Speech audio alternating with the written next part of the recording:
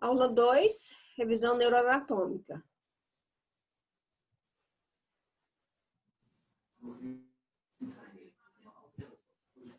Eu acho que foi. Então, vamos lá.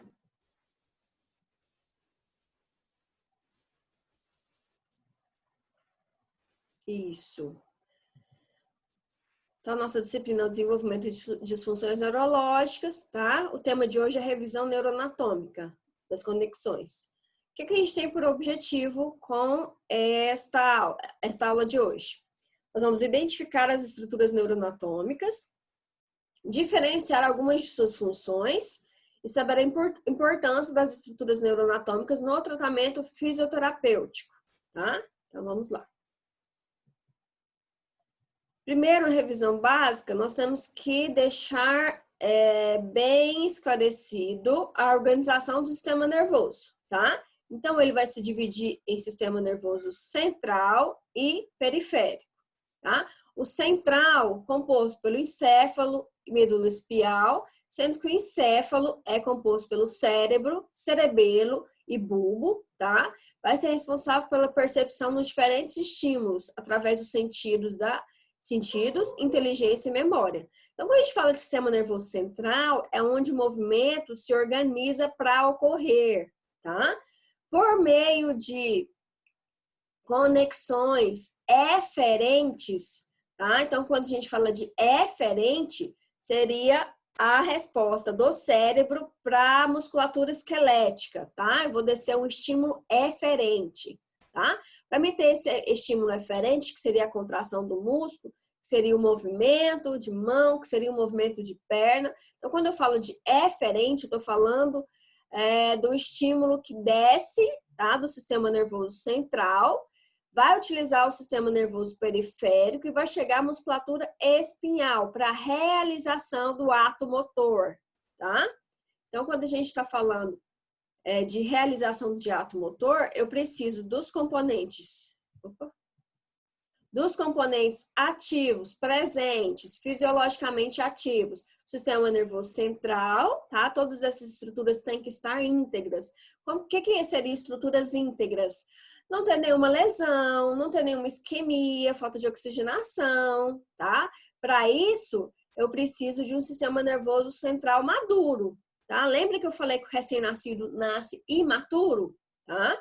Então, a movimentação voluntária, quando a gente fala de movimentação de ato motor, de movimentação voluntária, não está totalmente íntegra, tá? Ele nasce imaturo. Só depois que ele vai ter movimentação voluntária, tá? Quando o pai põe a mão do bebezinho e o bebezinho aperta o dedo do pai, o pai fala, olha, recém-nascido, olha, ele me reconheceu, não reconheceu nada, esse é um reflexo de preensão palmar, tá? Então, o reflexo de preensão palmar dura até 2 meses de idade, tá? Então, isso vai demonstrar o quê? A ativação do meu sistema nervoso central, que ainda não é voluntária, tá? Então, o sistema nervoso periférico também tem que estar íntegro, tá? Com todas as suas estruturas conectadas, para estar passando. Então, ele é composto pelos nervos cranianos e os nervos raquidianos. Então, eles vão passar o estímulo eferente realmente, na verdade, eles vão conduzir esse estímulo eferente que se formou lá no meu sistema nervoso central para a minha musculatura esquelética, tá? Então, é comunicação. Eles vão passar a resposta, certo? Então, vamos lá. O neurônio, então, ele está em toda a parte do sistema nervoso, tanto central quanto periférica, tá? Então, ele é essa célula que se especializou em processar e transmitir informações, tá? De forma a gerenciar todas as funções do organismo. Então, por meio de impulsos saltatórios, né? Então, aqui a gente tem o corpo do neurônio, né, tá? O axônio, certo? E o terminal do axônio.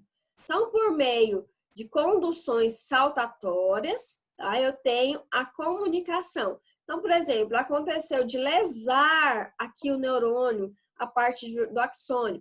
Quando lesa corpo de neurônio, eu sei que ali não tem mais resposta, tá? Mas quando eu leso axônio, pode ser que isso se regenere, tá? Isso demora alguns dias, tá? E aí a gente tem que diferenciar essa função, e aí o meu organismo vai ser responsável por formar, às vezes, gerenciar informações colaterais, tá? Então, a saúde do meu sistema nervoso depende da conexão de vários neurônios interligados e vai estar passando informações para vários tipos de células, não só as musculoesqueléticas, tá? A gente fala de sistema nervoso visceral, parasimpático, simpático, tá? Então, ele é responsável por gerenciar todas as funções do organismo.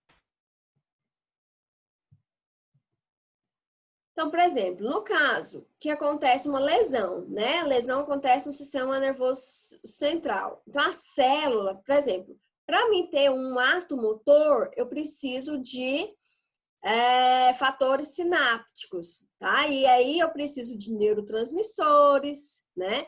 Eu preciso de integridade do receptor, e aí depois acontece um sinal elétrico, um sinal químico e depois um sinal elétrico de novo. Se acontecer alguma lesão por falta desses fatores tróficos, né? Então não vai passar condução nervosa. Essa célula deixa de receber esses fatores. E isso faz com que essa lesão vai acontecer o quê? Vai perder esse trofismo dessa célula pós-sináptica, tá? Então, às vezes, se a célula pós-sináptica tende a morrer, é porque ela não recebeu os fatores tróficos da célula pré-sináptica. O que a fisioterapia vai fazer, né? Então, eu tenho essa lesão.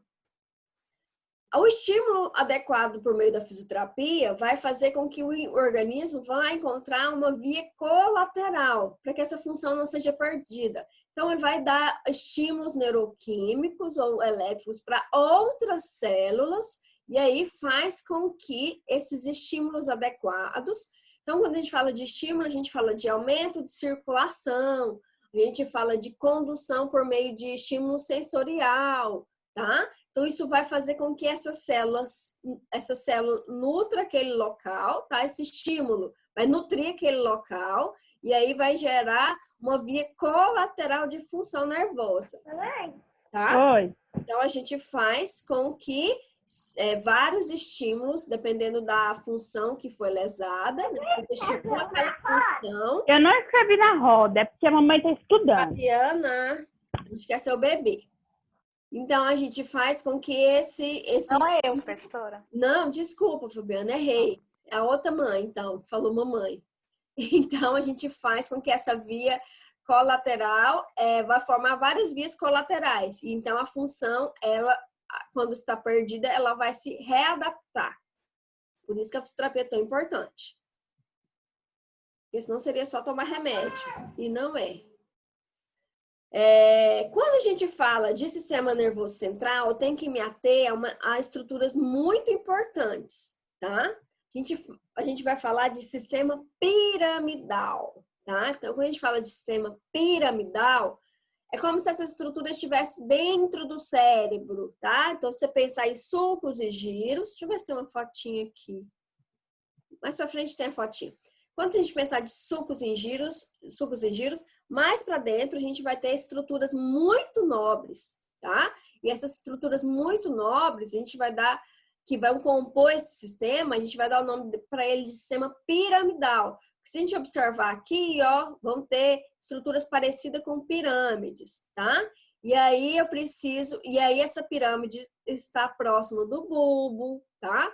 Então, fatores que vão nutrir esse sistema piramidal que está localizado bem dentro do cérebro, eles vão ser responsáveis por toda a movimentação voluntária, tá? Então, por exemplo, eu querer pegar um copo e levar à minha boca, isso é um fator voluntário, tá?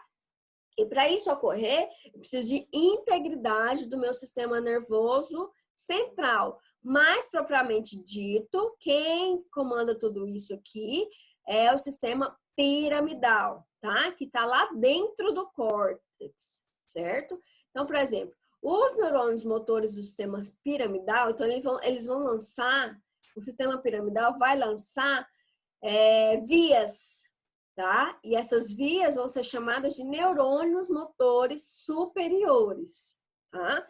E quando vai passar para o neurônio motor superior, neurônio motor inferior e vai chegar ao musculatura esquelética, enfim. E aí, como que essa musculatura vai receber essa informação, né? Se ela não tem nada para inibir ou facilitar, se vier tudo certinho essa informação, vai gerar o movimento voluntário em si, tá? Então, toda vez que a gente fala de sistema piramidal, o que eu tenho que me ater? Que ele é responsável pela movimentação voluntária, tá? E para ele funcionar integralmente, eu preciso de outras estruturas que vão ou inibir ou facilitar, tá? Vamos com calma. Então, vamos lá. Quem compõe as fibras que vão estabelecer sinapse com os neurônios motores do núcleo do neurônio motor superior vão ser o tronco encefálico, tá? O neurônio motor, ele está localizado na coluna cinza. Então, ele é como se fosse uma via. Então, é a via córtico-espinhal. Então, os neurônios saem do córtex e descem pela minha medula espinhal, tá? Então, é essa via. Então, a gente vai chamar esses neurônios de motores e eles são localizados na coluna cinzenta anterior. Quando a gente fala de medula, de coluna cinzenta anterior, eu estou falando de musculatura eferente ou aferente, sendo que a aferente é sensorial e a eferente é motora, né? Então, se a gente for lembrar na neuroanatomia, vocês já viram da medula, que eu tenho certeza, pelo menos alguma coisinha. Se a gente fala de coluna cinzenta anterior, estou falando de ato motor, tá? Musculatura eferente, que vai realizar o ato motor, certo? O ato motor propriamente dito, tá? Então, eu vou chamar também esses neurônios que estão na coluna cinzenta anterior de neurônios motores inferiores, tá? Ou neurônios alfa. Mas para esses neurônios alfa ou esses neurônios motores inferiores funcionar, eles precisam ter recebido essas sinapses lá dos neurônios motores superiores. Senão a via não fica íntegra, tá? Vamos lá. Então, eu sei que o meu sistema piramidal ele vai ser responsável pela minha motricidade, tá? E aí eu tenho, como essa motricidade, 3 tipos dessa motricidade, que é a voluntária, quando eu tenho total vontade em fazer o ato, tá? Automático, quando essa motricidade voluntária, ela é moldada. Então, por exemplo, se a gente for pensar em um paciente com Parkinson, né? O parkinsoniano, ele tem esse automático, essa motricidade automática, deficitária, né? O que seria isso? Ele tem a voluntário, mas a organização desse movimento não está ativo. Então, ele tem defeito na motricidade automática. Não tem coordenação, tá? Não tem metria, tá? Ele tem dismetria, ele não sabe medir aonde que ele vai, tá? E motricidade reflexa, que é a minha primeira motricidade.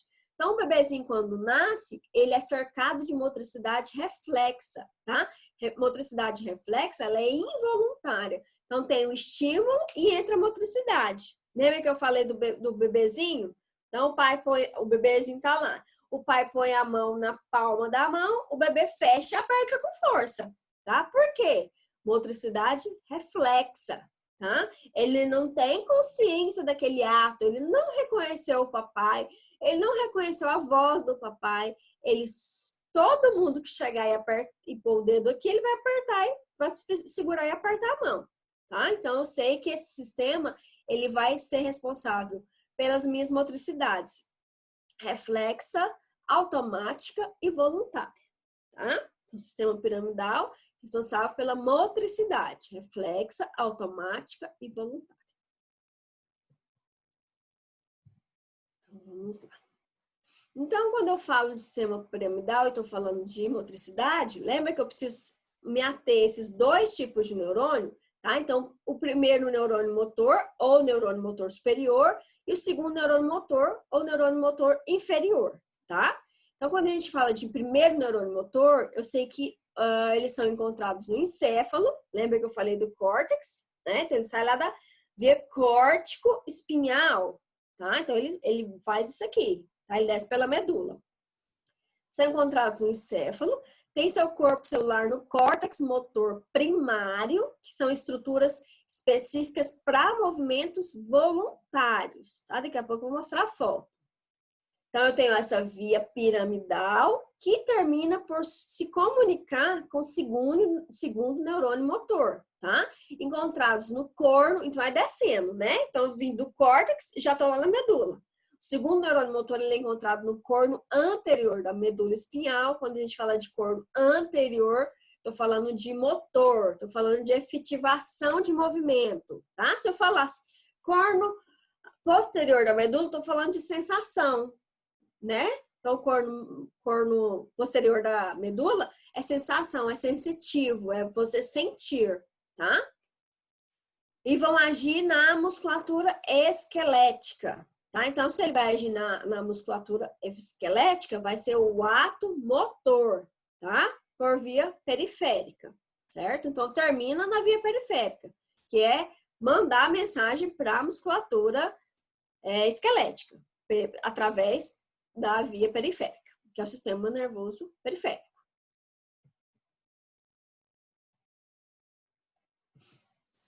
Então, quando a gente fala de primeiro neurônio motor, né, que ele tá vendo que são vias, então se a gente olhar aqui na foto, são vias, né, que sobe e que desce. Quando ela tá descendo, é o sistema eferente, tá? Então, ó, vai ser córtico espinhal, tá? E vai terminar aqui, ó, inervando o fuso muscular, tá? Fuso muscular é uma célula proprioceptiva e ela está no ventre muscular, então ela recebe essa informação de contração, tá? Mas você entendendo que ele vai inervar a musculatura esquelética para ato motor, já ajuda bastante. Depois a gente se atém melhor a fuso muscular. Então, quando a gente fala de primeiro neurônio motor superior, então, primeiro neurônio motor ou neurônio motor superior, são sinônimos. Eu estou falando de vias trato córtico espinhal, tá? Trato córtico nuclear, sendo que eu não falo de córtico, estou falando de córtex, tá? Aqui vai passar pelo núcleo e trato córtico espinhal, tá? Então, vai fazer esse sentido, trato córtico espinhal, trato córtico nuclear, trato córtico espinhal. Do córtex ao corno anterior da medula. Então, do córtex ao corno anterior da medula, estou falando de primeiro neurônio motor, motricidade. Então, essa via que ele faz é essa. Via piramidal, córtex cerebral, substância branca subcortical, cápsula interna, mesencéfalo, ponte, bulbo. E termina na medula, tá? E aí, quando eu falo de sistema periférico, então, para mim, quando eu elaborei a estrutura do movimento, tá? Mas ela ainda não aconteceu. Tá? Eu só organizei. O que eu vou ter que ativar? Para me ativar o final, para me ter um movimento, eu preciso de quê? Eu preciso da efetivação do sistema nervoso periférico, que ele vai terminar por levar essa mensagem para o meu músculo, tá? Então, a gente chama isso de segundo neurônio motor, sistema nervoso periférico vai fazer essa ativação, tá? Então, é o neurônio motor inferior, são sinônimos, tá? E ele vai do corno anterior da medula ao músculo esquelético, tá?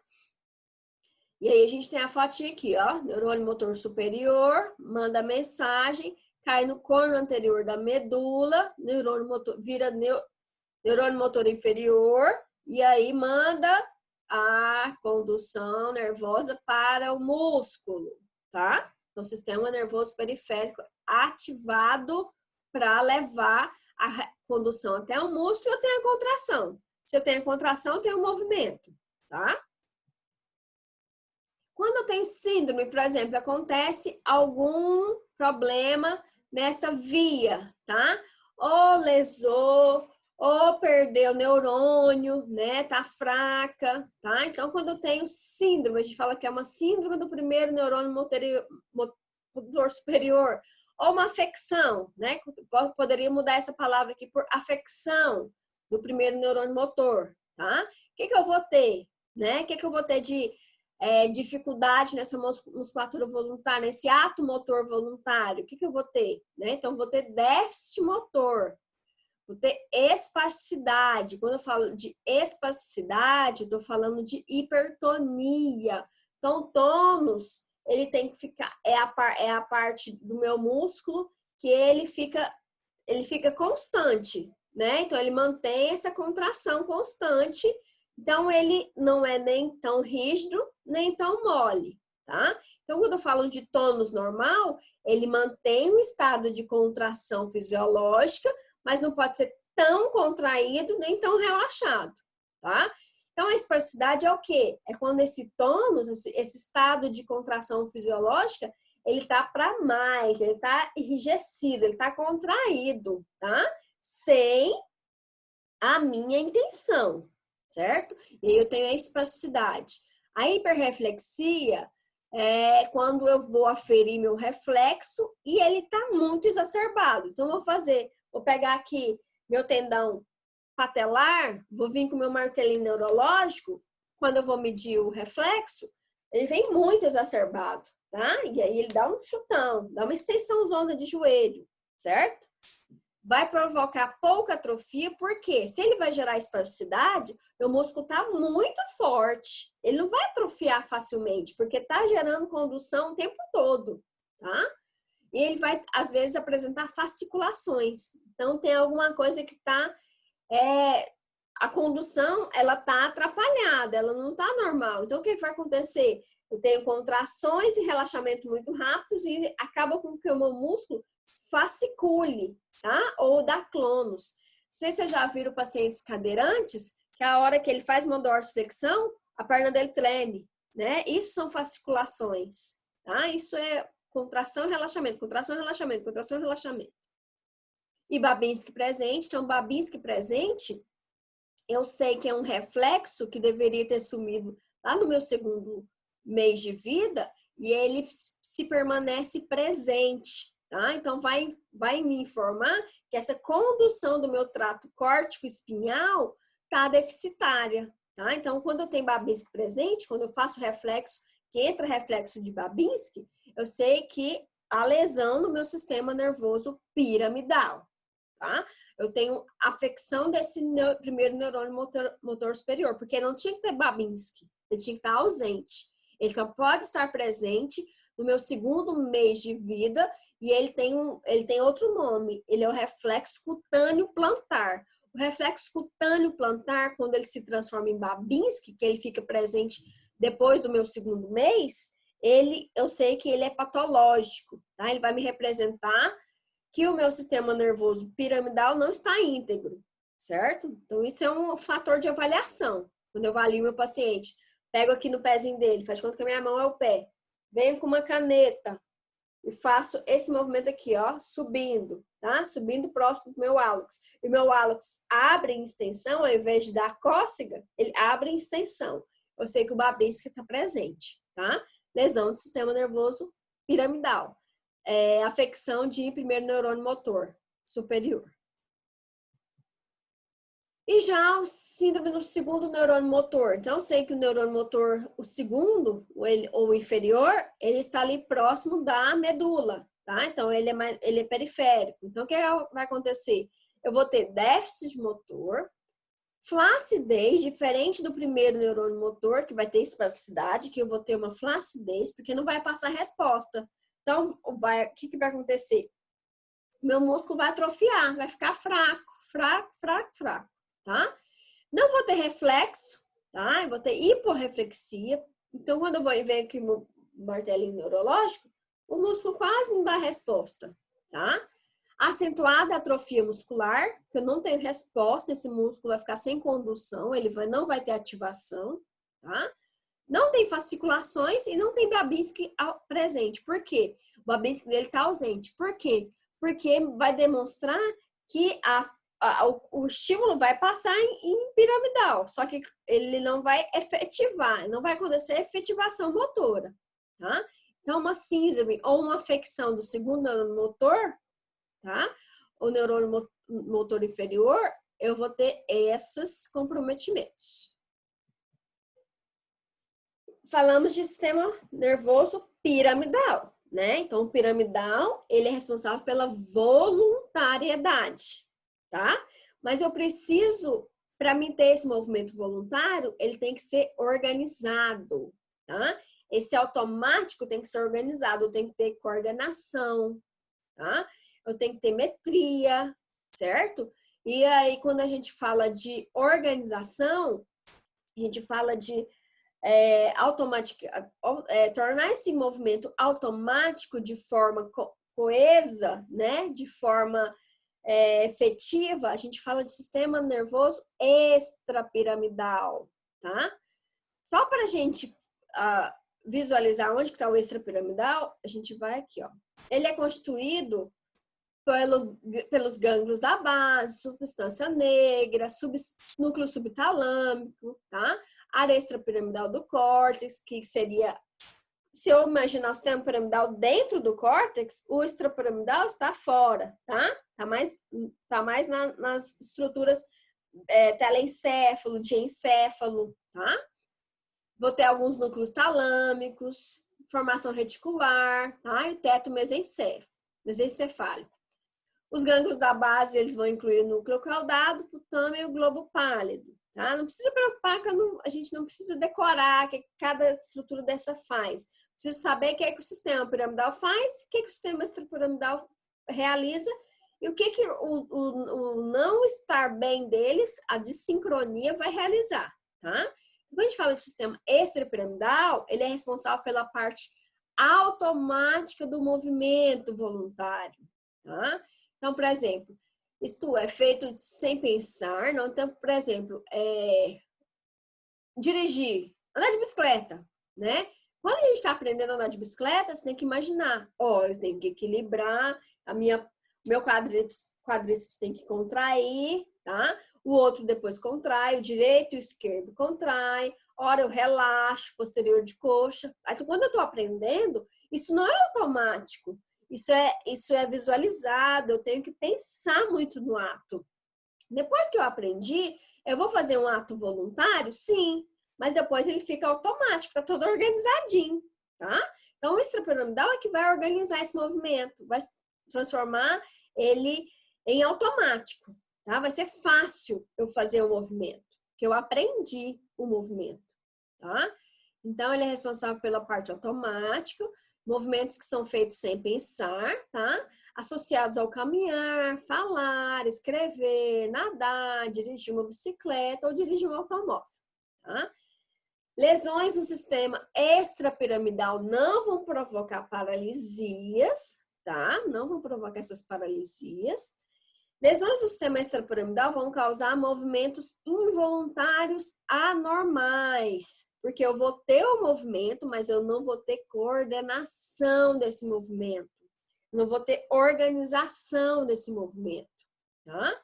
Pode provocar alteração de tônus, hipertonia ou hipo, pobreza de movimento, né? Então, por exemplo, para mim pegar um copo, eu sei que eu tenho que ir de forma leve, fazer pressão e levar a boca, né? A pessoa que tem lesão de extrapiramidal, que perdeu essa coordenação, ela faz muita força, né?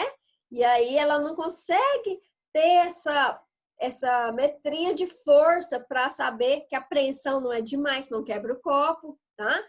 A sustentação, tá? Ele não tem isso, não tem essa coordenação. Então, se a gente for pensar em pacientes com Parkinson, não sei se já tiveram a oportunidade de conhecer um paciente com Parkinson, na hora dele fazer suas atividades de vida diária, escovar os dentes, se alimentar, né? Até mesmo andar. Então, é tudo muito descoordenado, né? Ele tem tremor, tá? Então, o movimento que tinha que ser voluntário e coordenado, ele tem tremor, ele não consegue fazer essa menção, essa metria de saber onde está a ponta do nariz, tá? Então, isso tudo a gente fala que é lesão de sistema extrapiramidal, certo? Então, entre os movimentos involuntários anormais estão as hipercinesias. Então, eu tenho a cinesia, é um movimento normal. A hipercinesia é muita força, tá? Tremores, coreia, atetose. Coreia, atetose seria uma movimentação que a gente chama de movimentação vermifugada. Os tônus, eu não falei que é a contratura fisiológica, a contração fisiológica, né? Então, meus músculos estão firminhos aqui. Tô trabalhando, tô sentada, tô trabalhando antigravidade, tô sentadinha, não tô escorando, né? Minha musculatura tá trabalhando aqui. Quando tem coreia e atetose, a minha musculatura, ela ganha movimentos que a gente fala de vermifugados. Ora ele oscila para hiper, ora oscila para hipo, né? Então, é assim, ó. Então, minha musculatura paravertebral que teria que estar paradinha, tá oscilando. Ora para hiper, ora eu ativo, ora eu relaxo, né? E isso faz movimentações. Ele não fica parado, tá? Então, quando a gente fala de coreia tetose, depois se vocês quiserem pesquisar um pouquinho, mas isso a gente vai usar mais lá na pediatria, mas só para dar essa introdução mesmo, são movimentos vermifugados. Ora oscila para hiper, ora oscila para hipo, tá? Eles oscilam, certo? E balismo, eu não saber essa metria, né? Então, ó, eu não consigo tocar a ponta do meu nariz, tá? Então, ó, eu toco aqui, eu toco aqui. Então, tudo isso, eu sei que são movimentos involuntários anormais, tá? Então, eu sei que o meu sistema extrapiramidal é constituído por essas estruturas, tá? Núcleo talâmico, subtalâmico, substância negra, certo? Gânglios da base, tá? Então, quando a gente tem lesões de gânglio da base, principalmente, a gente tem essa descoordenação de movimento, certo? Não tem essa coordenação. É uma descoordenação desse movimento. Então, aqui é uma fotinha de onde está localizado esse sistema extrapiramidal. Então, ele está mais nessa parte superior do cérebro, tá? Então, é mais essa coisinha aqui de preto, tá? Então, tá vendo que ele está espalhado, né? Várias estruturas. Então, aqui teve um corte nesse cérebro. Aqui seria a estrutura do sistema piramidal. Aqui, o pretinho, aqui, o coloridinho, é o extrapiramidal, certo? Então, o que ele tem de função? Perceber as emoções dos corpos receptores, enviar impulsos para os músculos através de uma comunicação automática da medula espinhal. Então, se eu perco esse automatismo, eu tenho essa descoordenação, eu tenho que pensar, é difícil de realizar esse movimento, tá? Então, o sistema extrapiramidal, essa localização aqui de preto, tá? E aí, quando eu abro o meu cérebro, ele só vai estar aqui. O sistema piramidal está aqui, ó, bem interno, tá? Pega um pouquinho aqui de bulbo, certo? Tratos descendentes estão no meu tronco encefálico. Então, quando eu falo de tronco encefálico, estou falando de piramidal, certo? Então, as funções medulares, elas vão sofrer modulações de outras porções do sistema nervoso, tá? Como regulação de tônus, movimentos automáticos e voluntários, por meio de descargas excitatórias e inibitórias aos neurônios motores inferiores e principalmente aos interneurônios. Então, quando eu estou falando de tratos que vão descender do tronco encefálico, que esse tronco encefálico faz parte do piramidal, ele precisa sofrer essas modulações. Então, o sistema piramidal, ele não funciona sozinho. Ele precisa de quê? Dessa movimentação, ele precisa dessas descargas automáticas e voluntárias, tá? E quando eu falo de coordenação, eu tô te falando de movimentação excitatória e inibitória. Porque quando eu penso aqui, ó, flexão do meu cotovelo. Quem fez flexão do cotovelo? Não foi o bíceps? Para mim fazer a flexão de cotovelo, quem contraiu, quem recebeu o ato motor foi o bíceps. Mas e o tríceps? Se ele tiver contraído também, não vai deixar fazer. Vai ser um cabo de guerra, tá? Então, quando eu faço a contração do meu cotovelo, a flexão do meu cotovelo com a contração do bíceps, o tríceps tem que estar relaxado. E quando eu falo que ele tem que ficar relaxado, ele recebeu uma descarga inibitória. E o bíceps, uma descarga excitatória, certo?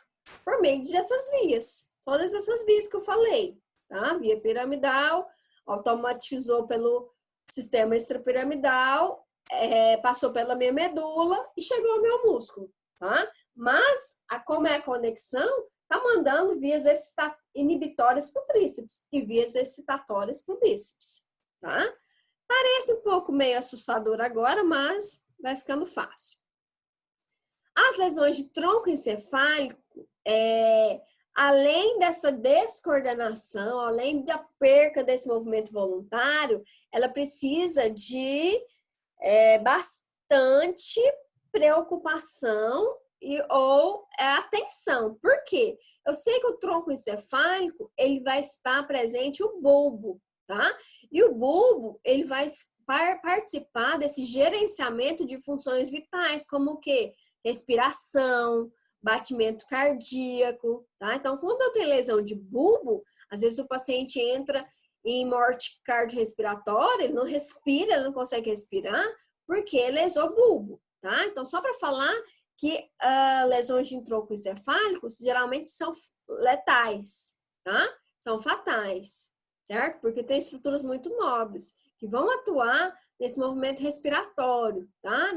Nessa gerenciamento desse movimento respiratório. Inspira e expira. Quando paralisa, porque não entra ar, não tem essa movimentação, eu perco o ar, eu perco essa oxigenação cerebral, o paciente morre. Tá? Então, o tronco encefálico, ele é muito vital, certo?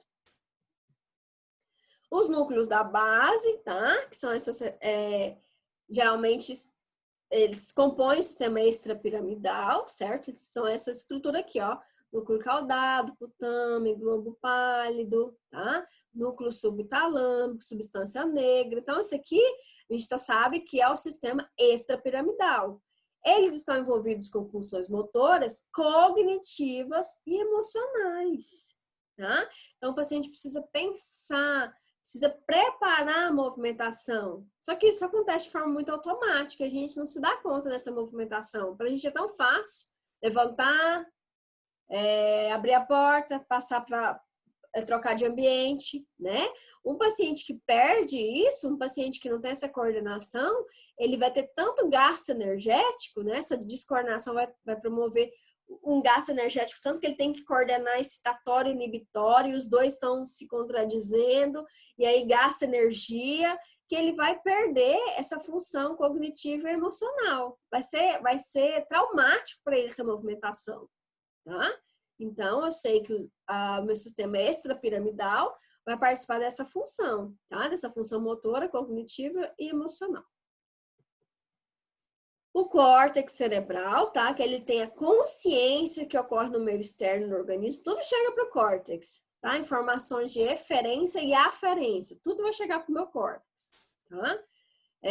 Diversos tipos de sensibilidade, vão se tornar conscientes, tá? Então, eu recebi um agulhamento aqui na minha mão. Essa informação por via aferente vai chegar ao meu córtex. Porque eu tenho que fazer, opa, tira a mão daí, entendeu? Esse é o movimento aferente. Aferente, opa, tira a mão daí, é aferente, tá?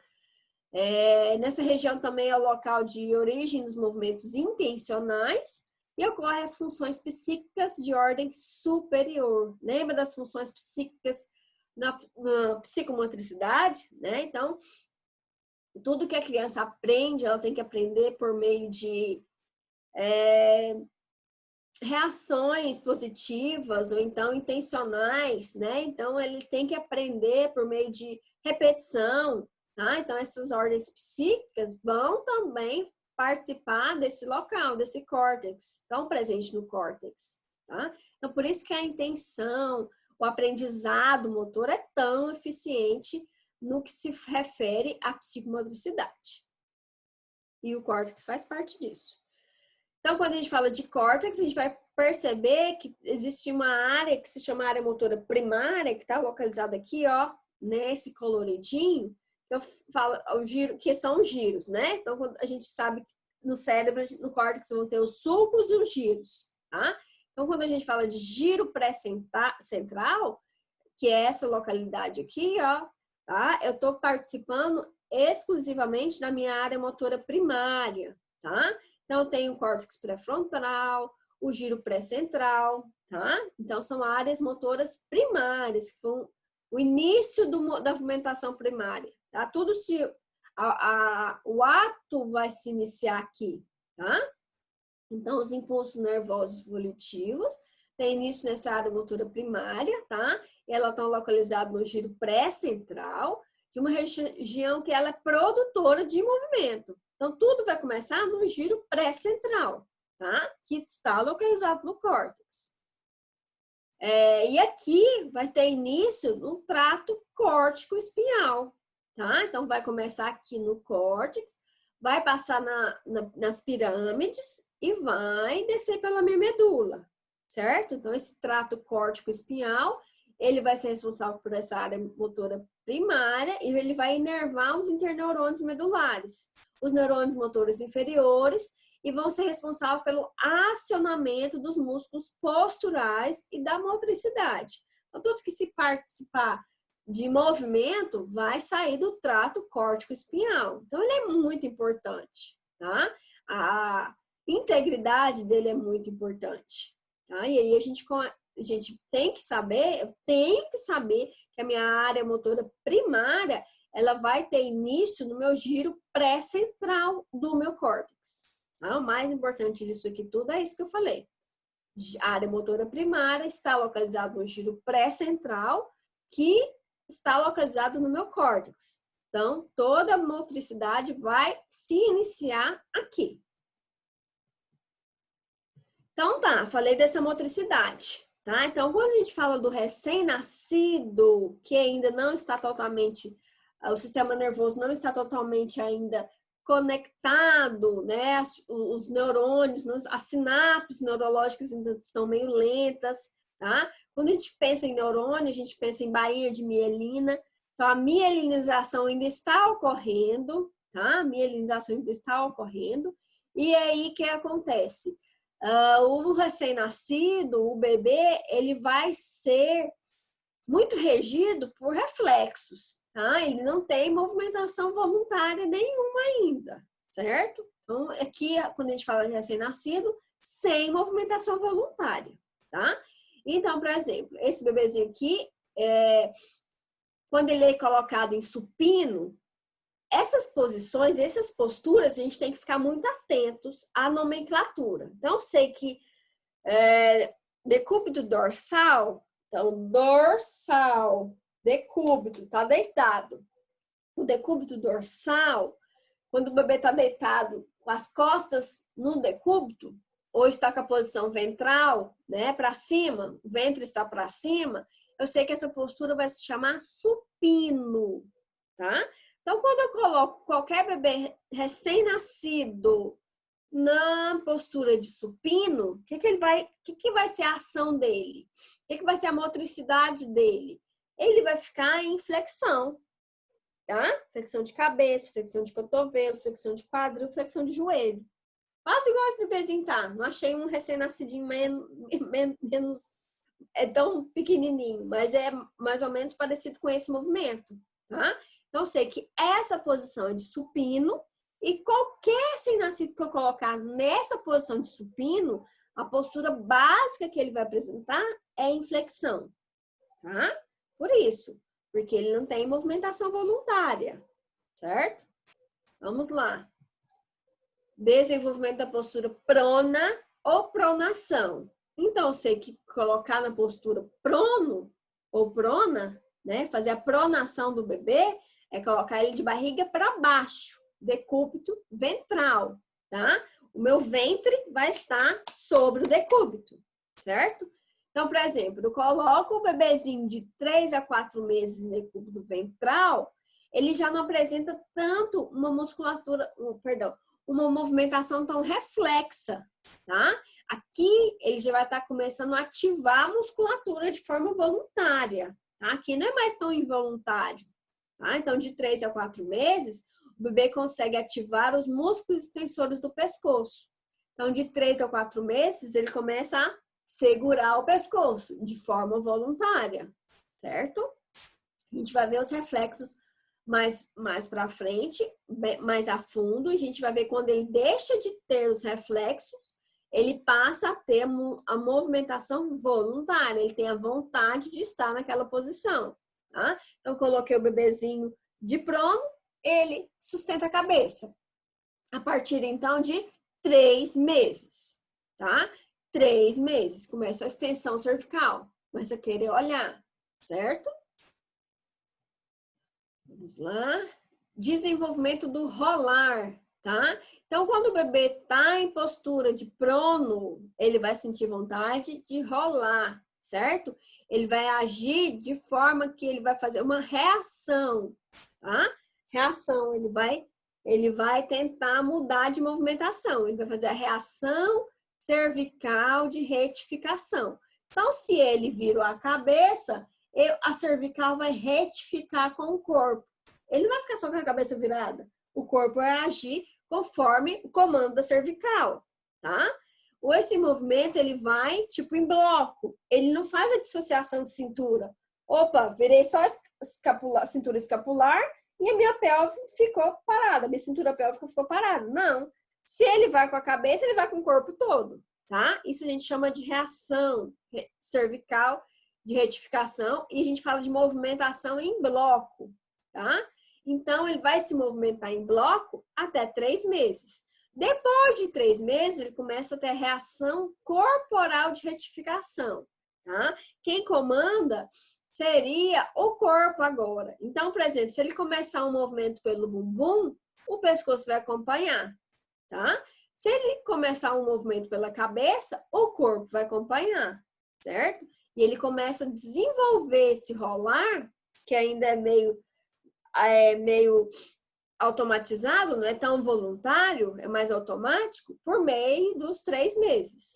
Tá? Então, ele vai desenvolver o rolar após 3 meses. Então, se eu colocar um bebezinho de 2 meses paradinho, ele vai ficar paradinho.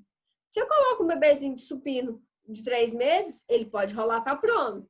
Tá? Então, é a partir de 3 meses que começa o desenvolvimento do rolar. Só rola. Não fica de 4. Ele só rola. Sentado, né? Então, lembra que eu falei que a mielinização, ela é cervico, tá? Torácica, ela é céfalo-caudal, tá? Então, a mielinização, ela é céfalo-caudal. Primeiro, eu tenho o controle do meu cervical, do tronco, depois caudal, que seria membros inferiores, certo? Então, quando a gente fala de desenvolvimento da postura sentada, eu sei que o bebê começa a sentar com apoio, com 4 meses. O que é sentar com apoio? Sentar escorado. Sentar escorado é sentar com apoio, tá? E outra coisa, não pode colocar bebê menor de 3 meses para sentar, tá? Isso vai gerar fadiga na musculatura dele. Ele não tem força, tá? Ele não tem força para se sustentar, certo? E a coluna, ela é muito flexível, tá certo que ela é muito flexível, mas não posso estar forçando uma estrutura como se fosse um bambuzinho verde, está forçando uma estrutura, tá? E aí, se esse movimento for repetitivo, eu vou ganhar força de forma, não assim, mas de flexão, tá? Eu posso desenvolver algumas contraturas de coluna desse bebê. Então, eu sei que a partir de 4 meses, o bebê vai sentar com apoio. 5 meses, ele vai começar a sentar sem apoio, sem escorar, tá? 6 meses, ele vai sentar sem apoio e vai ter reação de proteção para frente. Então, por exemplo, o bebê sentou com 6 meses, tá? Sem apoio. Só que se ele sentou sem apoio com 5 meses, só se você empurrar ele, ele vai cair. Ele não tem reação de pôr as mãos para frente, pôr as mãos para o lado. Não tem reação de equilíbrio nenhum. Ele só senta, escorado sem escorar. Se ele desequilibrar, for pegar um objeto, ele cai. O corpo vai junto, tá? Com 6 meses, não. Ele tem reação de proteção para frente. Então, se você empurrar ele para frente, empurrar as mãozinhas, ele faz isso aqui, ó. Tá? Ele segura, ele consegue apoiar e não cai, tá? Então, 6 meses, aprendam isso, ó.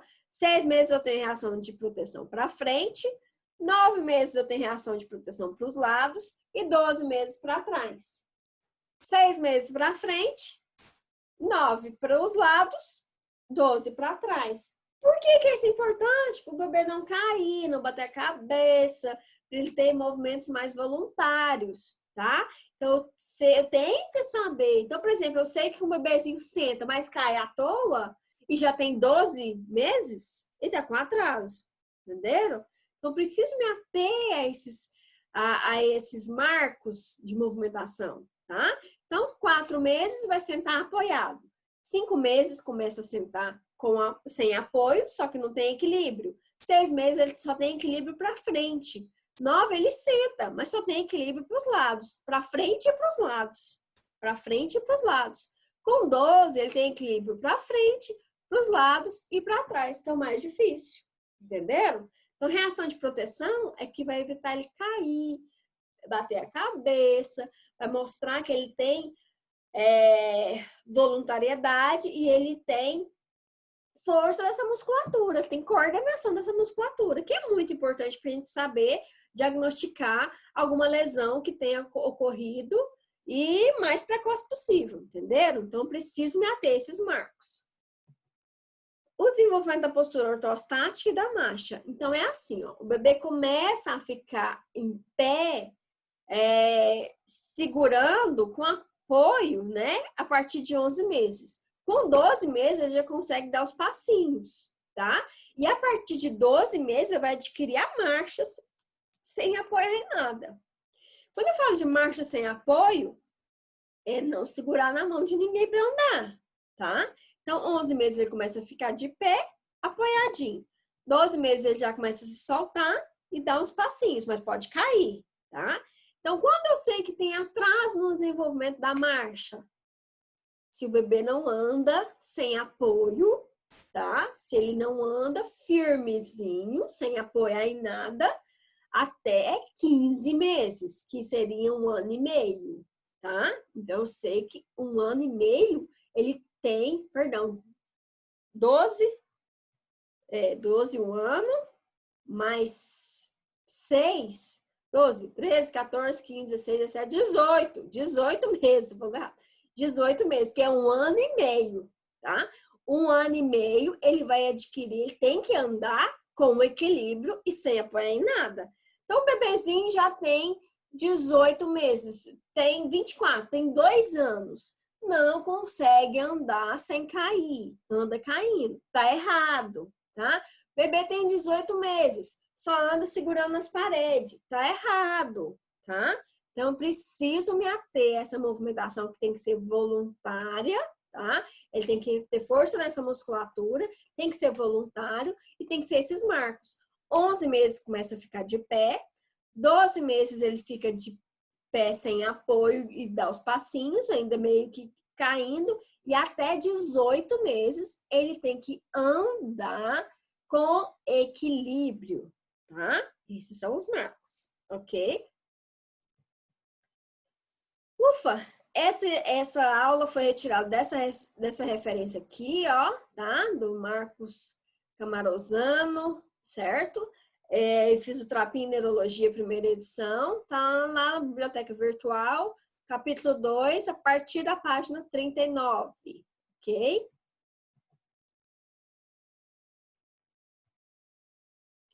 Muita coisa, não é?